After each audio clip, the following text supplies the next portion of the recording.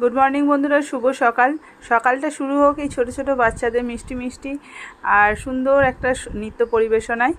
আর আশা করছি আপনারা সবাই খুব ভালো আছেন, আমিও খুব ভালো আছি।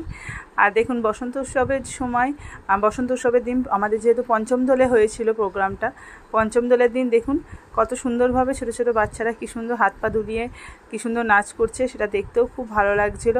আর অনেক দর্শক হয়ে গেছিলো তাদের নাচটা দেখতে। আর এই রকম ছোটো ছোটো বাচ্চাদের যদি এরকম উৎসাহ আগ্রহ দেওয়া হয়, তাহলে কিন্তু ওরা সুন্দরভাবে এরকমভাবে সব কিছু কাজেতে ওরা এগিয়ে আসতে পারবে। ওদের নিজেদের মতো ওরা মন খুলে নাচ করতে পারবে। তো যতটুকু পারুক ওরা শিখতে পারবে, আস্তে আস্তে বয়সের সাথে সাথে ওরা অভিজ্ঞতা অর্জন করবে। সেই জিনিসটাই ওদের দেখবেন আস্তে আস্তে পারফেক্ট হয়ে যাবে। এখন হয়তো পারফেক্ট হয় না, কিন্তু পরবর্তীকালে সেটা ওদের যত বড় হবে তত ওদের পারফেক্ট হয়ে যাবে।